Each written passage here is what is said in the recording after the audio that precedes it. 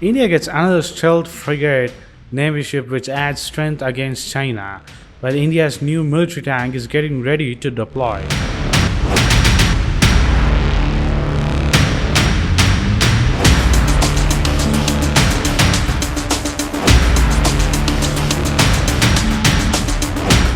INS Himgiri, alias Project 17A, a Nilgiri-class frigate for the Indian Navy, was launched on Monday at the Garden Reach Shipbuilders and Engineers facility. The INS Himgiri, which is follow-up of the Project 17 Shivalik-class frigate, is the first of the three such Project 17A class advanced stealth warships that the armed forces have contracted the GRSE to build. The Project 17A stealth frigate INS Himgiri was launched at GRSE facility in Kolkata in the presence of the Chief of Defence Staff, General Bipin Rawat, on this day. After touching the water, the first of the three state-of-the-art naval ships being built by the GRSE under the Project 17A will undergo extensive trials and fittings of ultra-modern gadgets before it is delivered to the Indian Navy. The P-17A ships are guided missile frigates, each of which is 149 meters long with a displacement of approximately 6,670 tons and speed of 28 knots. The 19,294 crore rupees contract for construction of the three stealth frigates under Project 17A is the largest ever order for the company. The first ship is expected to be delivered in 2023 and the two others in 2024 and 25 respectively. The 13 lakh force continues to drag its feet in approving the long-pending order for the 118 improved Arjun Mark 1A main battle tanks for the Indian Army. The DRDO, however, is confident about the 6,400 crore rupees intended to produce the indigenously developed tanks will be placed on the heavy vehicles factory. The Mark 1A tanks have better firepower, mobility, production and endurance than the first 124 Arjuns inducted by the Indian Army over a decade ago. As per the HVF, each Mark 1A tank will cost around 54 crores, said a defense scientist. But the Indian Army is not convinced yet. The force continues to bank upon the Russian origin T-90 tank Christian Bishma for its capability on the Western Front. The Arjun military tank has been long-running feud between the Indian Army and DRDO of India. The DRDO, however, says all maintenance spares and other issues have now been resolved for the first 124 tanks. Moreover, there are 14 major and 58 minor improvements or capabilities enhancements on the Mark 1A tanks to meet the Army's requirements of India. As per the MOD officials, the HVF has promised to produce the first 5 Arjun Mark 1 tanks within 30 months of the engine being placed. Once approved after the first test by the Army, HVF will deliver 30 tanks per year. Despite the capability enhancement adding another 6 ton weight to the Arjun Mark 1A tank, mainly due to the explosive reactive armor and mine block, the tank's cross-country speed is just remains the same at 40 km per hour.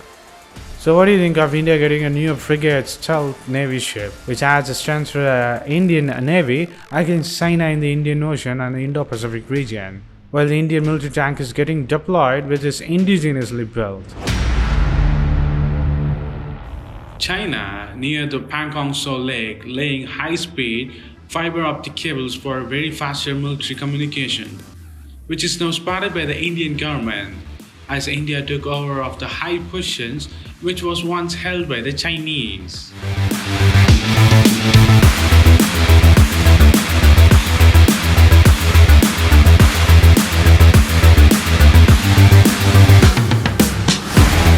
An Indian official said, "Our biggest worry is that they have laid optical fiber cables for the high-speed communications. They have been laying optical fiber cables on the southern bank of breakneck speed." The second official also added that Indian intelligence also spotted a similar cable laying on last month in the north of Pangong Tso Lake. In a recent news article in the Newsweek, written by the Gordon G. Chang, a lawyer and a commentator said, Mr. Xi Jinping has risked his career by failing in the LAC. He is the chairman of his Chinese Communist Party and the PLA. The failure of the PLA and the LAC will have a more furious consequence from Mr. Xi, as he will be looking to have a victory parade of his own soon. In early May of 2020, the Chinese troops advanced south of LAC in the three separate areas in the Ladakh in India-China border. The Chinese army entered into the Indian position for years, especially after Mr. Xi was appointed the Party General Secretary of Chinese Party in 2012. Writer Gordon says that Xi is the architect of these aggressive moves into India, and the Chinese troops have unexpectedly flopped. India is not giving the invaders the opportunity to improve. Both sides have just accused the others of violating decades-old rules of engagement. It appears, however, the Chinese are the ones closer to the truth. India's troops are displaying newfound boldness, said the author. Cleo Pascal of the Foundation for Defense of Democracies told Newsweek that new military exercises in the Tibet this week by the Chinese and the Tibetan Chinese forces is a warning for India, and it is not just intruding into India anymore.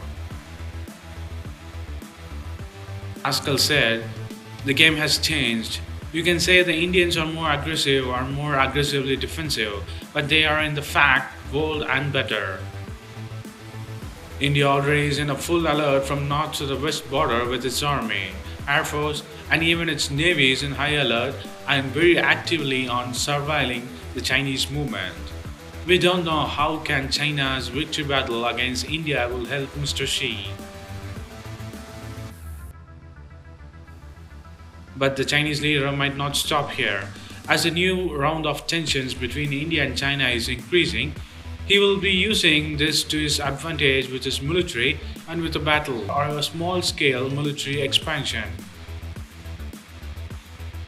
While the tension between India and China are increasing, in the Gulf of Aden, Indian tanker ships carrying 31 Indian crew members was safely escorted by the Chinese Navy and received a thanking note from the tanker's captain, according to the Chinese mouthpiece News Global Times. The Indian ship's captain was the one who applied the Chinese Navy escort. The 35th Fleet of the Chinese People's Liberation Army, or the PLA Navy, successfully escorted 3 foreign merchant ships, including the Indian crude oil tanker MT Desh Garo, the Panamanian chemical tanker Rabia Sunshine, and Marshall Islands bulk carrier Pan Clover to their destinations on Saturday after a 2-day journey. So what do you think of new exercises and laying of optical fiber for military communications in Chinese-India border?